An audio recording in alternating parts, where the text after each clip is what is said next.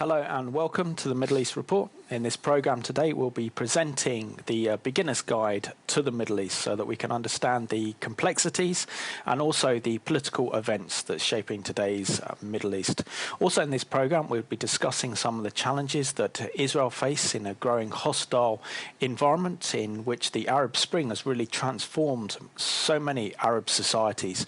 We'll be focusing on Egypt and the trouble that the Muslim Brotherhood President Mohammed Morsi is having with a large number of protests against his government, in which he's called for a state of national emergency. We'll also be discussing the ongoing conflict in Syria, which actually threatens to bring in so many of the neighbouring states into this conflict, and we're discussing Iran's nuclear program, that Iran is on the verge of a point of no return in terms of nuclear weapons program. So we'll be trying to make sense of the complexities that is happening in the Middle East, but also then providing analysis and understanding of what's going on. And to answer these questions today, I'm joined by Neil Lazarus from Awesome Seminars, and this is about your third time on the Middle East Report, Neil, so it's great to have you back. It's always a pleasure to be back here.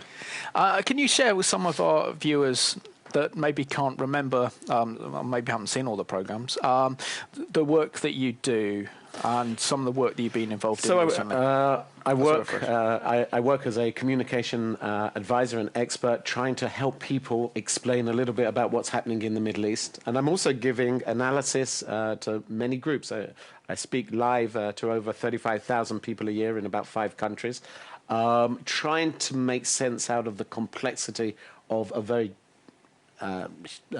large change in the Middle East which is taking place right now. Certainly many major changes taking place. Neil, you have a real gift for communication in terms of your understanding of social networking sites, how media works, social media works, and what have you. But you want to present the beginner's guide to the Middle East. How do you start and where do you start? I think one of the things which is important is if you look at popular media, you would imagine the whole Middle East crisis is based on the fact that if Israel didn't build a settlement, everything would be okay. What we're seeing here in the Middle East is probably one of the biggest changes in half a century. If you have a look at a map of the Middle East, for example, you will see straight lines everywhere. I had an audience from Africa the other day, and they were laughing. I said, "What are you laughing at?" They said, "Wherever there's straight lines, you know, the British and French once were colonially." What was set up in the turn of the 1900s by the British and French is collapsing. It never made sense. And we're seeing a rebalancing. It's as if, of the Middle East, it's as if someone pressed the restart button. What we've got to see is how the so-called Arab Spring, which is rapidly coming an Islamic winter, is going to affect the region, is going to affect Israel. And yeah, very much so. And if we actually talk about this redefining of the Middle East, it's so interesting that so many of Israel's critics refer to Israel as being an artificial creation or a Western colonialization of the Middle East. But we actually see nations like certainly Iraq, we look at Syria, we look at Jordan, we look at Saudi Arabia. Many of these nations, aren't they, are artificial creations, certainly after the First World War. I think it's always interesting to try and look at the Middle East or try and imagine the Middle East as, if you like, a three-way sandwich. On one level, we have to look at what's happening with Israel and its neighbours. On the second level, there's a bigger thing going on, which is between Iran and Saudi Arabia. The Iranians, remember, are Shiite. The Saudis are Sunni. There's a battle over the Islamic world. The third level, if you like, of the sandwich would be a superpower conflict. If America today isn't as strong as it used to be, Europe's collapsing. Don't tell the Germans we still need their money.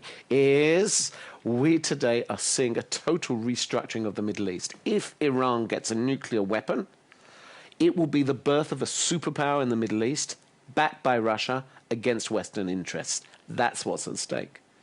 And also, surely we're also seeing the fragmentation upon tribal lines, aren't we? And this is what so much of the Arab Spring has actually been about. And we're passing now the 2 years since the fall of President Mubarak's regime in Egypt, and certainly since the Arab Spring swept across North Africa, including the Middle East. But it seems to be basing itself on tribal lines. So could we see smaller states emerge? Absolutely. If we look at Egypt, if we look at, in particular, Syria, when both those countries finally settle down, we may well see a splitting, especially in the north, in Syria, a splitting of the country because it never made sense in the first place. If we're looking at Egypt, the best way to understand Egypt is a triangle. It's a balance of power between the president, the army, and the people. First round, the army and the people got rid of Mubarak, the president. The army assumed that they could just appoint someone else, because they always done in the past. The people turned around and said, whoa, whoa, whoa, we want democracy. They have democracy, and by about 1%, they vote in the Muslim Brotherhood, a radical group of Sunni Muslims who believe the whole area should be an Islamic area. What we're seeing now is a backlash against that in Egypt, because it was only by only a small majority they actually got him to power. So we're seeing a very much a struggle for the very soul of Egypt between radical Islamic forces and perhaps more liberal or pragmatic forces. As far as Israel is concerned, the future of the peace process is at stake. As far as America is concerned, Mubarak was an important ally. They thought they could do business with President Morsi. It could have been a mistake. So the battle's now on. I remind you, by the way, that whilst the Muslim Brotherhood is bad, there's worse. On one hand, Dr. Morsi is being threatened by the more progressive liberal groups. On the other hand, he's also being threatened by more radical groups of the Salaf movement.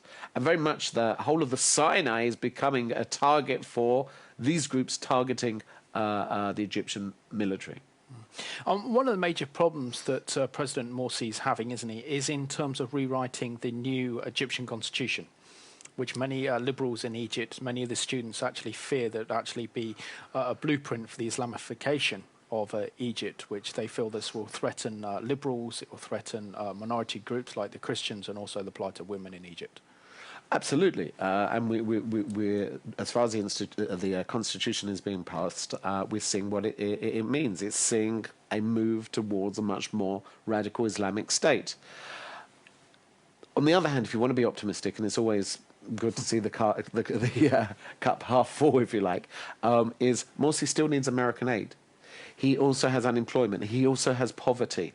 He's got America breathing down his back. He's got Israel breathing down his back. So he's not running to create the caliphate right now. So he's got pragmatic problems. If he collapses, you could have absolute chaos in Egypt as well. That's the problem. It can always get worse. What we have to see is what's going to happen on Israel's southern border, which historically Egypt has been one of the strongest enemies of the State of Israel before 1979. Okay, we've got a clip to go to now, and this is the Egyptian President Morsi, calling for a state of emergency in Egypt.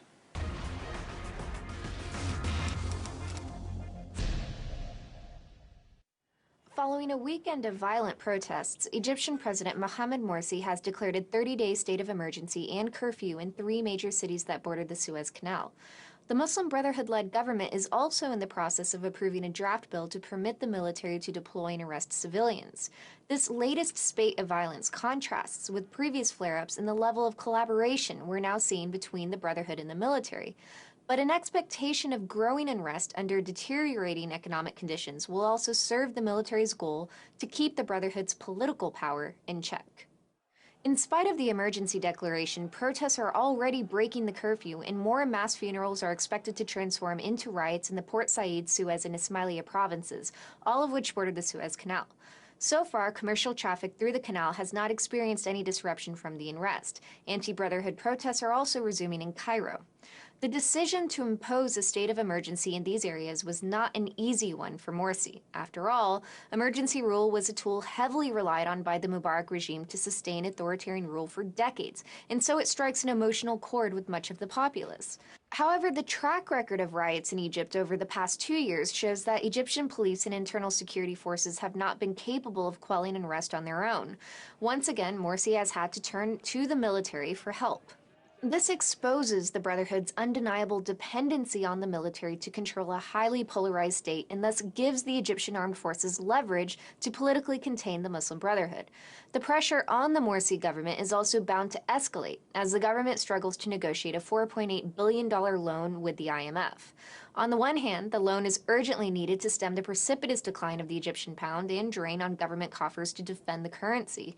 On the other hand, the conditions attached to that loan are going to require cuts in subsidies and hikes in taxes that will only fuel more unrest.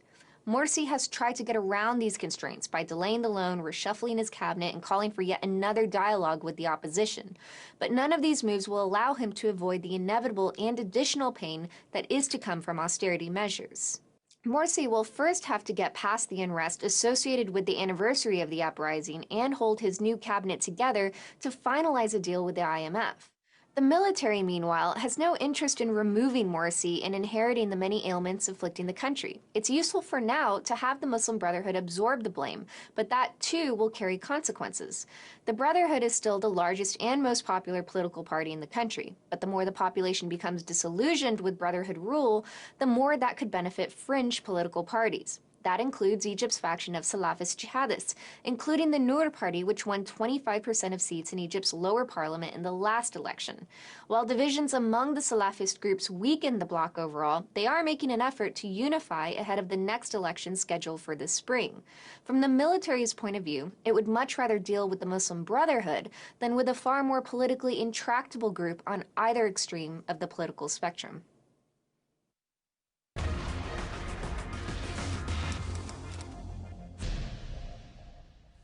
Welcome back to the Middle East report. Neil, we saw in that clip, which was incredibly informative and do very good work at Stratfor Intelligence, that really there is real resentment beginning to grow against President Morsi and the Muslim Brotherhood. You talked about the challenges earlier that he faces, but can he survive? And can the state of Egypt survive? They're talking about a state of national emergency, even social and economic collapse in Egypt. He can possibly survive, but it's going to be a struggle. I remind you, he's got the army down his back, breathing down his back at the same time. They're interested in maintaining their power, their support from America, and we're seeing America continuing the support with the army.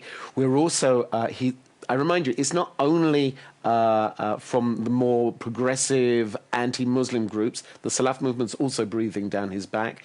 His economy, as the clip suggested, is disastrous. On the other hand, what's going to happen? Morsi is important to Israel because he also provides a channel to talk to Hamas. Now, at the moment, and we've seen, by the way, that Morsi had helped a ceasefire, bring a ceasefire with the last Gaza war. So he is important to that extent. What happened recently today is that Ahmadinejad came for the first time since 1979 to Egypt. I remind you, Egypt's Sunni, the Iranians are Shiite. But despite that, Ahmadinejad is feeling that he's trying to get a bridge of Islamic groups to encircle Israel. He's trying, and again, it's important, it's historic, it made a small headline. When Ahmadinejad comes, it's for the first time saying, look, despite our differences, despite the arguments we've had, we can do business together. If that's successful, you then have Israel on all sides being encompassed by Iranian allies. Hezbollah in Lebanon, Syria, they've become more powerful, and now he wants to get stronger in Egypt as well. The decision he has to make is which way is he going to go? Will he go with America? Will he go with Iran? He can't stay in the middle. Yeah, we've got a map of the Middle East that we can look at, Neil, and maybe we can talk about the Iranian influence. There, we've got the map in front of us there. Right. We see Iran is probably one of the biggest countries there in the region, together with Saudi Arabia as well. Surely, if, for example, this relationship blossoms between President Morsi of Egypt and Iran, won't this cause a crisis of confidence for the Sunni nations such as Saudi Arabia and also Jordan and Turkey? Well, you know, it's very popular to say that the Sunnis and the Shiites don't like each other. The Saudis are versus the Iranians. I agree. But there's one thing which does unite them, which is a hatred towards Israel and a hatred towards Jews. So, for example, Iran will support Hamas. it prefers other groups such as the Islamic Jihad, but it will do business with Hamas. Hamas and Hezbollah will do business. Hezbollah is Shiite, Hamas is Sunni. Iran is Shiite, Hamas is Sunni. So they're united in a fight against the West. They're united in a fight against the Jewish people. They're united against Christianity as well. So let's not simplify it. I know it's a beginner's guide. Yes, Sunni, Shiite, everyone knows that there's a problem there. It's more sophisticated, it's more complicated. But if you have a look at that map, I don't know if we can bring that back up, there's a bigger threat. If you have a look at where Iran is, and you see that piece of rock going into the bottom of Iran, that waterway there is called the Straits of Hormuz. 37 to 42% of world oil goes through that area. Any military attack on Iranian nuclear sites, Iran will cut off the Straits of Hormuz. That will mean that America will have to act. They've got ships there, by the way, off of Bahrain. They've got the Fifth Fleet. But I pose a question to your viewers, which is, what happens if an Iranian torpedo hits an American ship and 200 servicemen are killed? Then you have America getting involved. I think that's Obama's nightmare, which is that Israel begins a defensive war against Iran and America's going to get dragged in. But that'd be something that President Obama, since his first term in office, and now he's approaching his second term, has been very reluctant to use American military intervention in any conflict around the world. And it looks like at all costs he will try and avoid any conflict with Iran, any conflict with any Middle Eastern state or nation. And that's concerning because we've seen a decline of American power, but also this reluctance on behalf of the American president to actually be the world's policeman. Well, Obama announced that he's going to be coming to Israel for the first time as president. I wish I was a fly on the wall because it's going to make a very interesting conversation with Netanyahu. Look, America has a syndrome. Whenever they fight a war, there's a syndrome. Vietnam, the Vietnam syndrome. What was it? Was don't fly halfway around the world to fight communists, you're going to lose. Iraq, the Iraq syndrome. When they lost Iraq, can I say they lost Iraq? When they lost Iraq, what's the syndrome America now has under Obama, which is don't fly halfway around the world to the Middle East to topple any dictator because you're going to get stuck there for 10 years and it's going to bankrupt you. That's Obama.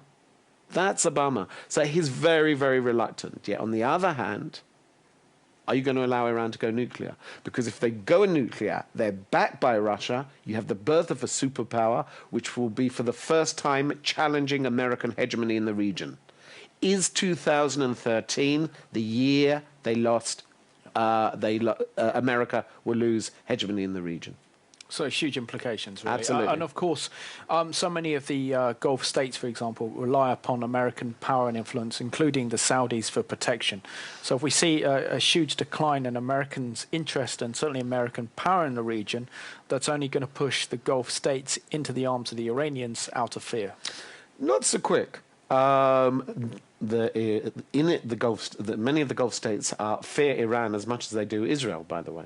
I think actually that they fear more nuclear Iran than they do Israel. The Saudis, for example, in the past have offered Israel a peace plan. What we are seeing is a trepidation as Iran marches towards becoming a nuclear power. All you have to see when you turn on the television one day and you see breaking news story, and it says underground nuclear test by Iran, the world's a different place. I remind you, in Israel, we've heard it before. President Bush said this dictator won't go nuclear. He was talking about North Korea. On the day the North Koreans got nuclear capability, Israel saw that they couldn't rely on America alone. Yeah, certainly that happened during Clinton's administration as well. And one of the great dangers, isn't it, of Iran acquiring nuclear weapons is it becomes a game changer in the Middle East because it will lead to a proliferation of nuclear weapons in the region. The Egyptians, the Saudis, the Turks then wanting to develop their own nuclear weapons, and the Middle East is the most dangerous volatile region of the world, which increases the likelihood of nuclear weapons getting into the hands of dangerous terrorist organizations like Al-Qaeda or others to carry out attacks around the world. Absolutely, that's absolutely the case. On a less dramatic level, but as problematic, is the situation with Syria. What is the problem with Syria is as the regime collapses, we're seeing that weapons of chemical capability and biological capability could fall into the hands of either Hezbollah or the opposition. And I remind you, I know a lot of the popular press is showing the opposition as just victims of Assad. You do have victims. You have 650,000 refugees today. You have over 70,000 people killed in Syria. There's victims of the regime. But many of the people fighting the regime are also jihadist groups. Many of them are being supported, are coming over from Iraq. Many are affiliated to Al-Qaeda. What happens when they get the weapons of the Assad regime? And we've seen, according to reports in the Western media, that Israel's already taken preemptive strikes to stop that happening. Maybe too little, maybe too late. We've got a clip to go to now that looks at how Israel is believed to be responsible for attacking a convoy of anti-aircraft missiles that were on their way to Hezbollah from Syria.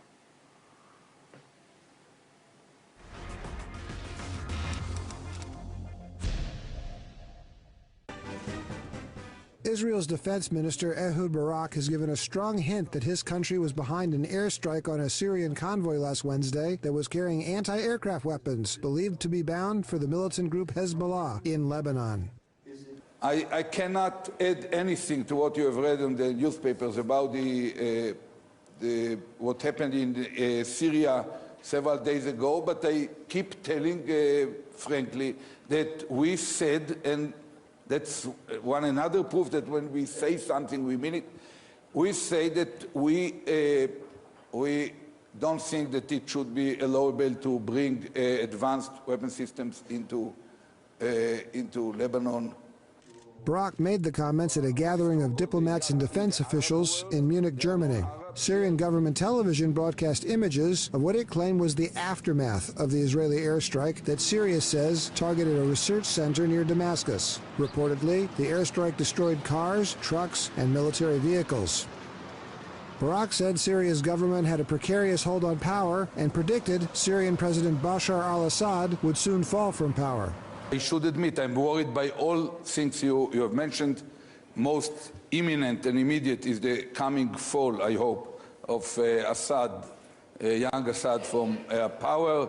This will be a major blow to the Iranians and to the Hezbollah as well. That is going to happen imminently. Speaking at the same conference, Iranian Foreign Minister Ali Akbar Salehi said that Israel could not afford to ignore his country and that Tehran is ready for talks that would stabilize the region. We have no red line for negotiations, bilateral negotiations, when it comes to negotiating over a particular subject. If the subject is the nuclear file, yes, we are ready for negotiation, but we have to make sure this time, and this is, I think, very fair of us to make sure that the other side this time comes with authentic intention. Whether we like it or not, whether anybody recognizes it or not, we are a regional player, and I would like to say we are the golden key to the region. But Barak said Iran's support of Hezbollah was part of a wider policy by Tehran to destabilize the region and proof Iran was not interested enough in peace. How these guys in Iran, supporting him, or probably we can understand, they supported him and the Hezbollah supported him, and they will suffer, both will suffer a major blow. At the same conference, Vice President Joe Biden said the United States was prepared to talk directly to Iran, but he said Tehran must show it is serious and that Washington won't engage the Iranians unless talks with them could produce useful results.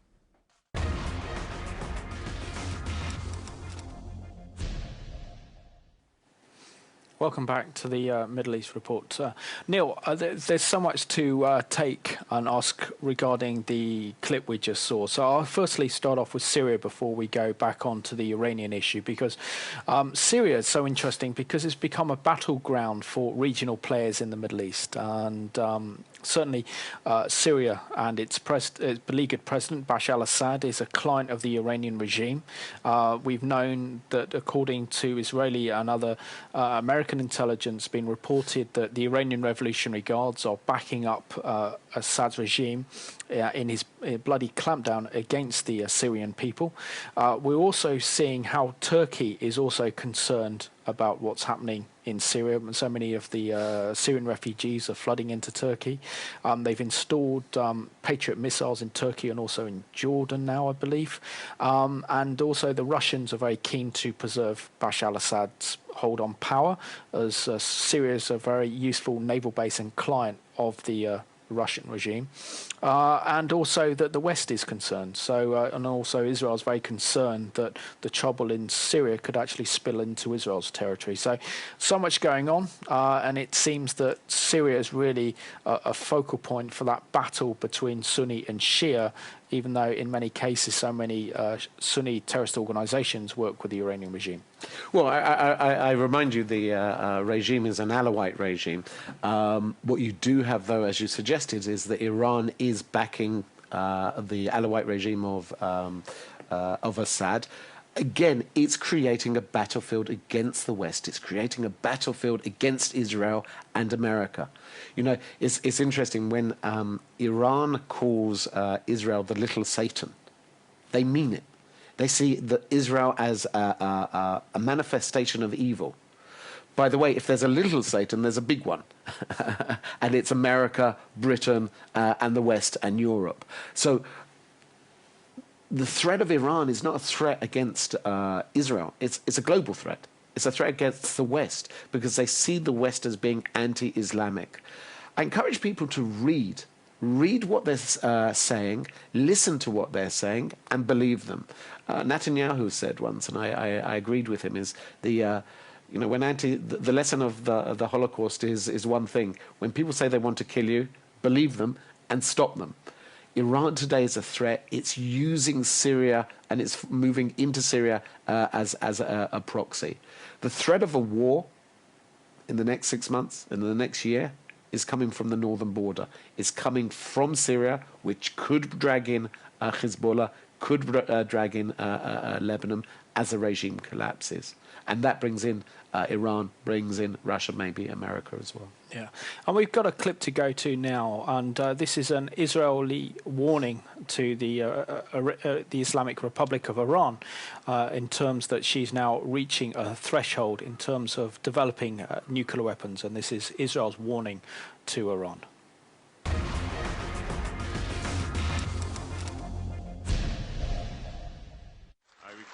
Israel has warned Iran against plans to install advanced uranium enrichment operations. The warning came as Iran announced plans that would allow it to significantly speed up activity that the West fears could be used to develop a nuclear weapon. The announcement by the Iranians that they have upgraded their nuclear enrichment demonstrates clearly that despite the diplomacy and despite the sanctions, the Iranians nevertheless continue their aggressive pursuit of a nuclear weapon. The international community must unite before it's too late. We simply cannot afford a nuclear-armed Iran. Israel and Western states are wary of Iran's nuclear ambitions, although Tehran says its plans are entirely peaceful.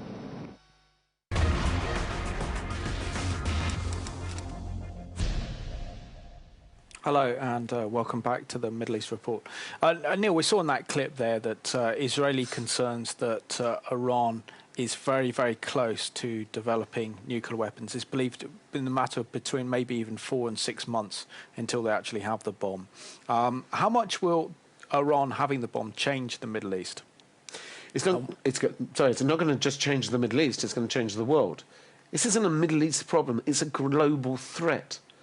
The world has always been based on this idea of mutually assured destruction. I have nuclear weapons, you have nuclear weapons, we're not going to use them because no one wants to die. What happens if you have a regime which believes that jihad is a legitimate form of combat because it guarantees a greater place in heaven and is about to get the capability to destroy the state of Israel? That's the problem. It's a change in mind shift. How people think in global paradigms. The threat today is not just to Israel. It's a global threat. We're the little Satan. Britain and America's the big one. Because when we looked at the previous conflict, if we go back to the battle between capitalism and communism between the United States and the Soviet Union, both Russia and the United States have nuclear weapons. They still have nuclear weapons, but the reason why we didn't have a nuclear conflict in the Cold War was primarily because of the Russian and American policy of mutually assured destruction. And in this case, this doesn't apply, does it? MAD doesn't apply here. And again, it's always looking at the last war to try and understand what's going on now. The reality today is you have a regime who believes in the coming of the Mahdi, who is going to be preceded by days of catastrophe, and they're getting nuclear weapons to prepare for this coming of the Mahdi. And they see Israel and the West as evil in the world. If you have a look at the ideology, the religious understanding of the radical Shiite regime, and it's radical even within Shiaism, they believe that Israel and America is evil and is a personification of evil in the world today. That's the problem. You've got to leave MAD. MAD doesn't apply. Okay? This is a totally different ideological religious threat. And it seems very much, according to my notes here, on the February the 26th, the EU, headed up by Lady Baroness Ashton, is meeting with Iran's negotiator to negotiate and talk about Iran's nuclear weapons program. And what concerns me is that, Baroness Ashton's comments that these talks are very constructive. You want me to say something constructive about Baroness Ashton? You can say what you like. I'm sure she will come out. She'll come out with a white piece of paper.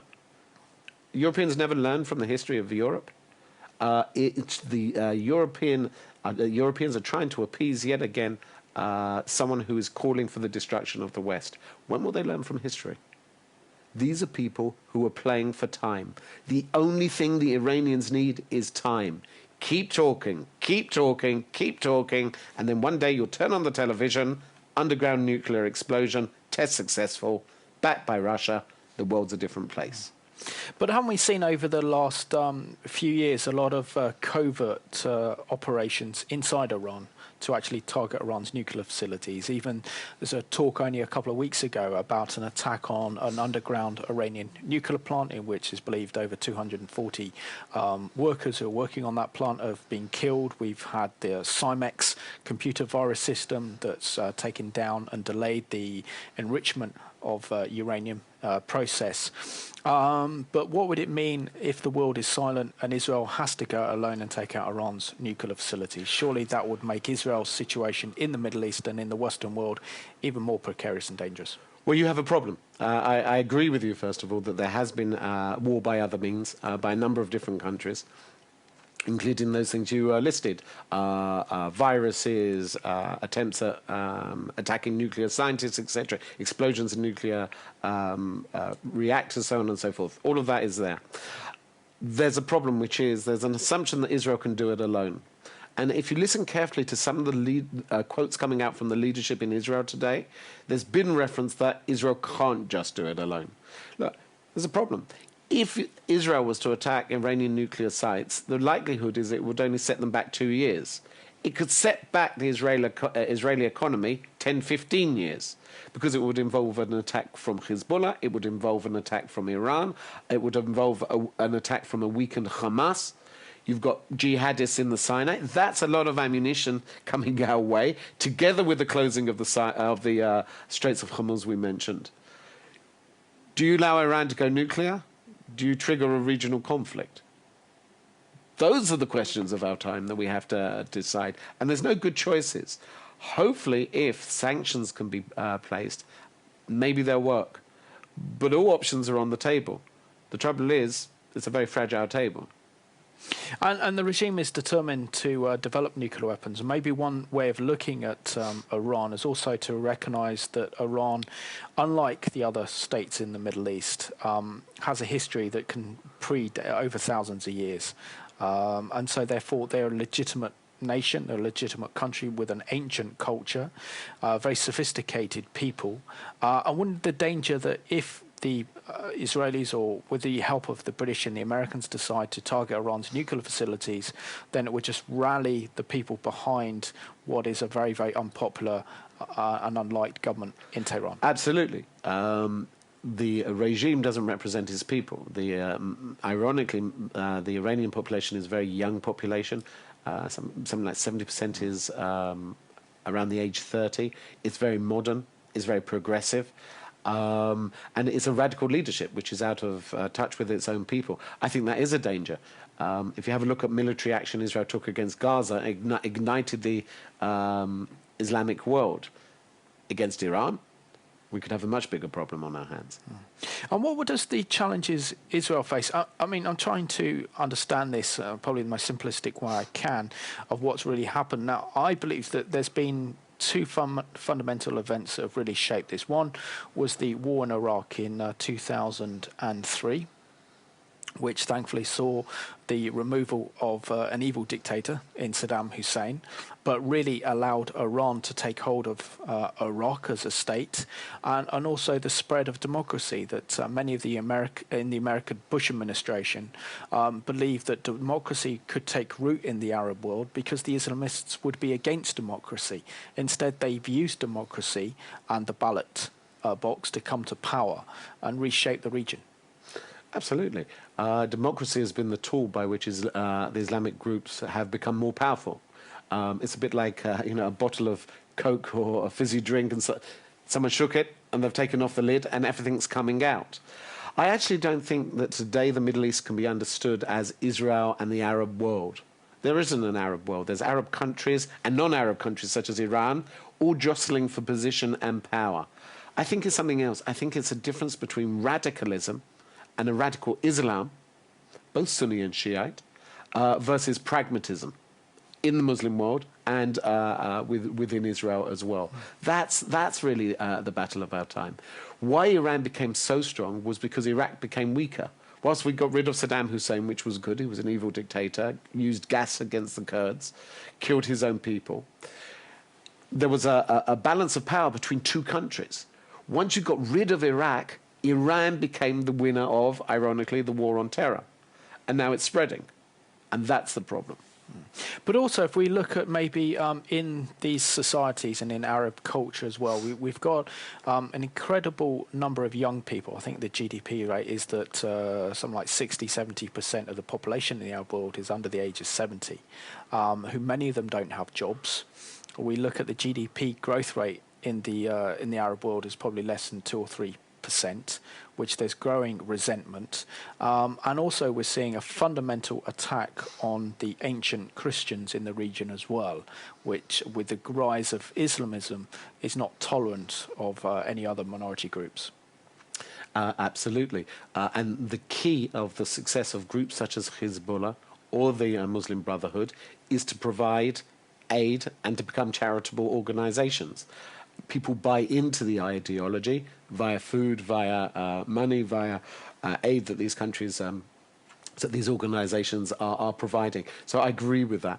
Having said that, poverty alone doesn't create radicalism, because you also need an ideology which can be bought on an intellectual manner. We're seeing some of the most extremists are also university graduates. So it's a bit of a simplification, if you like, of poverty leads to radical Islam, therefore solve the poverty and everything will be okay. Some of the 9/11 bombers, for example, were graduates, were middle-class graduates who bought into the ideology and were, the most extreme that we've seen. But yes, poverty I think does breed radicalism, particularly if you have the influence of the indoctrination. And what we've seen really in the Arab world over the last 20 years is an explosion of anti-Semitism, hatred towards the West on their media, on their education system, and through also very dangerous Islamic imams preaching hatred and violence towards not only Israel and the Jews, but also the West as well. Absolutely. You had a question. I did have a question. So, in terms of Western leaders, in terms of David Cameron, British Prime Minister, in terms of the European Union, in terms of President Obama, surely one of the ways to create a more stable, peaceful Middle East is to look at this whole issue of indoctrination and hatred and the cultural phenomenon that's taking place in the region. Absolutely. And to tackle this issue. Israel's been at the lead of making the issue of, for example, Palestinian incitement in schools, on television programs, a key issue, especially in Europe. And I think that we're having some success. Having said that, if you look at Palestinian media, for example, Palestinian Media Watch, which covers it, they are a radical organization. The radical message is still coming across on Palestinian television. And I just want to draw things closer to home, talking about your nation and the nation of Israel. Now, it seems to me that as we're seeing a rise of Islamic extremism and fundamentalism in the Middle East, we're seeing the collapse of the old traditional artificial Arab states that were created by the colonialist powers, the British and the French, who ruled the Middle East after the First World War. That there's a fundamental battle and fight for the battle of and sovereignty of Jerusalem, not only coming from the Arab world, but also coming from the West as well, as the European Union and the United States believe the biggest problem in the Middle East is Jewish people building homes in Jerusalem. You know, Jerusalem is perhaps the key, the symbolic key of the battle for Israel and the survival of Israel. I saw a BBC reporter there the other day, you know, the British biased corporation. She's standing there and she goes, here, Islam and Judaism stand side by side. No, they don't. We're on top of each other. Muhammad goes up to heaven on the most holiest place for Jews. We're not side by side. We're on top of each other. What we're seeing is a choice between a divided Jerusalem and a united Jerusalem, between a Jerusalem which is today where everyone, Jews, Christians and Muslims, have freedom of prayer in all the religious sites, or a return to pre-67 where Jews weren't allowed to pray and Christians weren't allowed to pray. Yeah. And we've got a clip to go to now that looks at the battle and the battle for Jerusalem.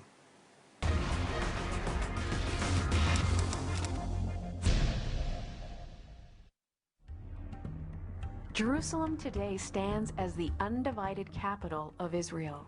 Those who live here enjoy peace and, for the most part, the liberty to worship freely. But is that all about to change? In recent days, the international community has increased its pressure on Israel to divide its capital, insisting that sections of the city known as East Jerusalem be handed over to the Palestinians. In doing so, the international community appears to have aligned itself with current Palestinian demands. The Palestinian Authority is very clear on its demands. They want an end to occupation. They want the recognition of the 67 borders as the borders between Israel and Palestine. They want their capital, our capital, to be in East Jerusalem. This arrangement would entrust the holiest place of the Jewish people, the Temple Mount, into Muslim, Arab, Palestinian hands. Even though Jerusalem may be holy to Christians or Muslims, it's only holiest to the Jewish people. And for Sunni Muslims, that's their third holiest site today.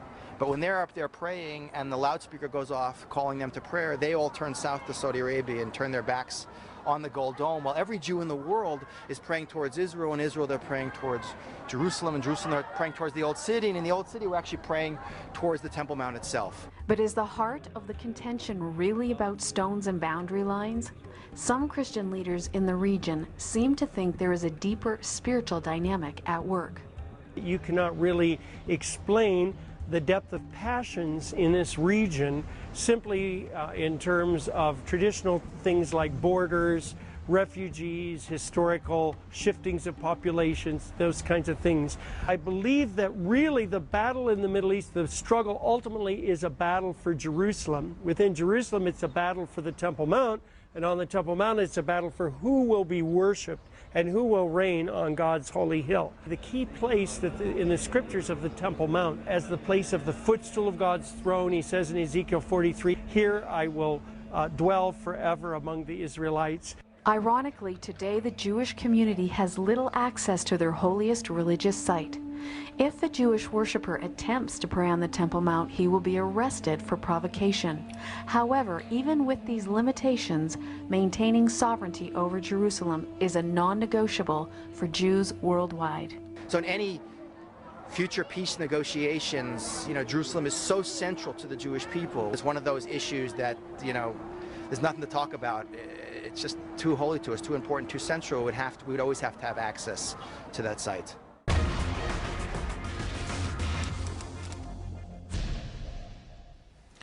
Welcome back to the Middle East report. Neil, we saw that clip there that looked at the importance and significance of Jerusalem. Now, to the Jewish people, it is the eternal capital of the Jewish people. Absolutely. It's very difficult to explain here in cold London the beauty of Jerusalem. I walk through the streets of Jerusalem every day, and you're walking in the footsteps of the forefathers. Jerusalem is a place where the Jewish people were born in many ways, have walked through the streets. You're walking through the history of the Bible.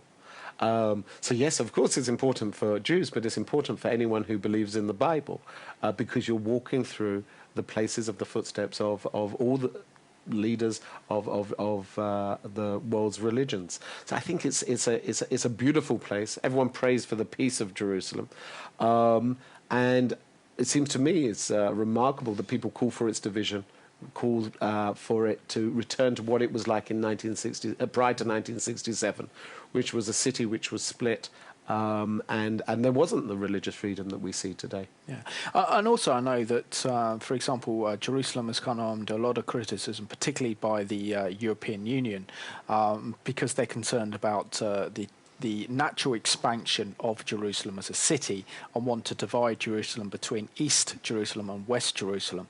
And clearly with Israel's new light rail proves it's absolutely impossible. There's a functioning city. You have the Arab population of Jerusalem who are living in East Jerusalem want to stay under Israeli sovereignty, and the city works between Jews and Arabs and Christians and so many other people that live in Jerusalem. It's a functioning city, it works. So how can the West want to impose a division of Jerusalem that would make the city unworkable? I totally will agree with you on that. Look, there are issues like every other city as well. Could there be more investment in East Jerusalem? Absolutely. Could East Jerusalem be improved as well as West Jerusalem? 100%. I remind you, by the way, many of the Arab residents of Jerusalem don't get involved in the local municipal elections and therefore pay the price afterwards. If they were to get involved in the municipal elections, that would very much help their standing in the city. We have to work towards a united Jerusalem, which is the capital and is important for not only Jews, Christians and Muslims, but as a united Jerusalem where religion is free. So Christians can walk the footsteps of Jesus, Jews can pray at the Western Wall, and Muslims can pray at the same time. That's the beauty of Jerusalem today. People say it's under Israeli control. Israel's given the freedom of all of the religions to practice in Jerusalem. And I invite your viewers to come to Jerusalem and walk through. It's the only place where you can use the Bible as a tour guide. That's what I love about Jerusalem. Yeah, I mean, I love Jerusalem. It's a very, very special city, and I certainly feel very, very close to God when I'm there. And I love the streets, particularly the old city. I think with less than 2 minutes or so to the programme, Neil, how can our viewers get more information about Israel and the Middle East? Because I know you've got apps, you've got Twitter, I don't know, the website, and you've got loads of information. There is so much information out there as far as different newspapers and different things. So what I've tried to do is put it all in one place. So if you have an iPhone or if you have an Android, all you have to do is look up Neil Lazarus.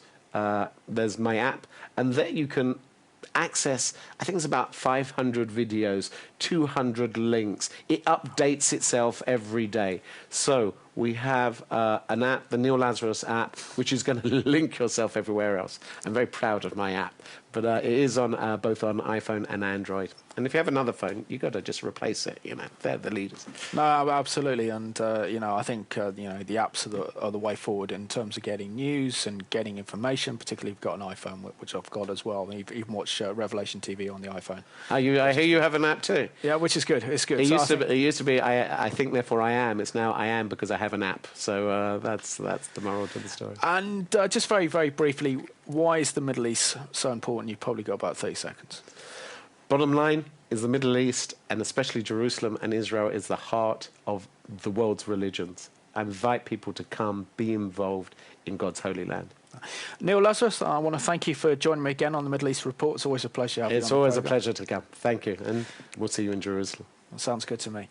I just want to thank you all for watching today's programme. We're going to leave you with a clip, and this was a battle for Jerusalem, in which Israel had to break the Arab convoys and the Arab blockade of Jerusalem back in 1948 or around 1949. And again today, there is an international battle for the sovereignty and the destiny of Jerusalem.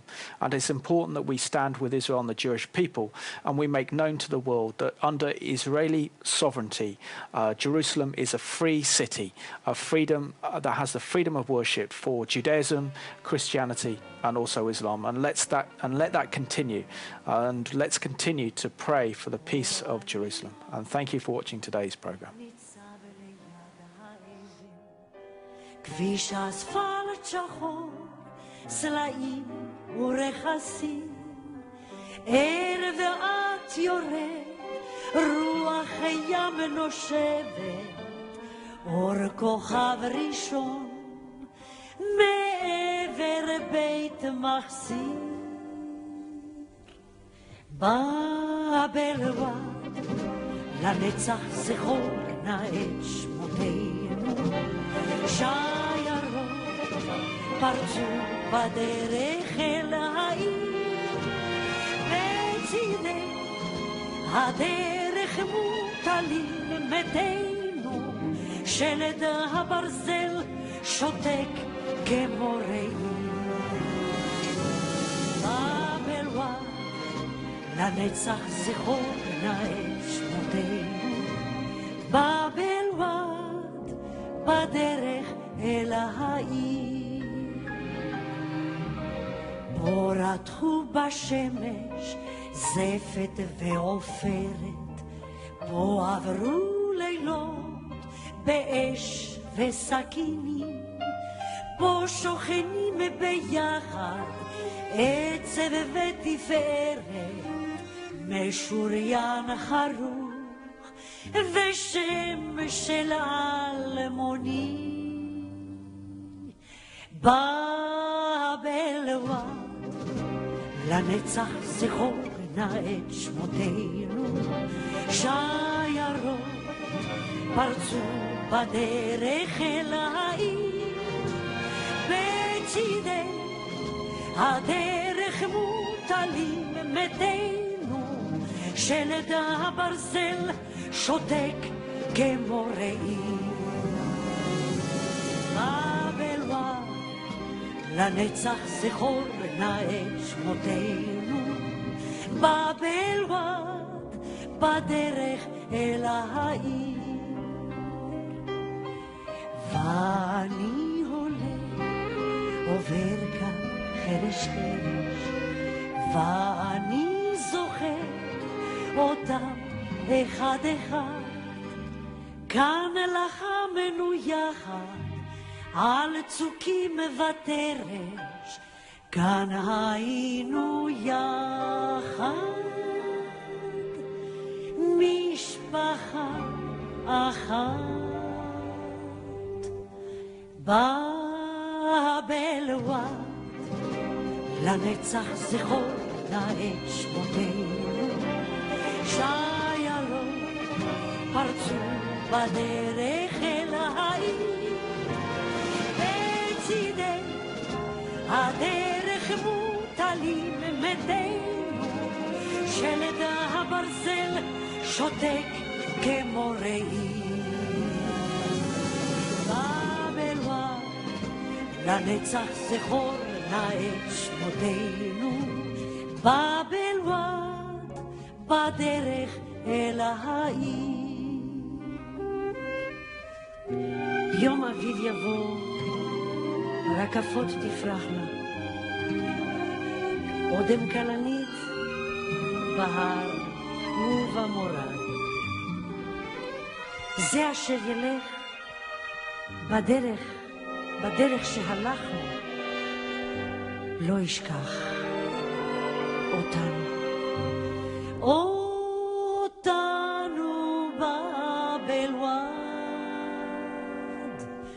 בבלוואד, לנצח זכור לנאה שמותינו. שיירות פרצו בדרך אל העיר, בצידי הדרך מוטלים מתינו, שלד הברזל שותק כמו ראי. בבלוואד, לנצח זכור נאה שמותינו. בבלוואד, בדרך אל העיר.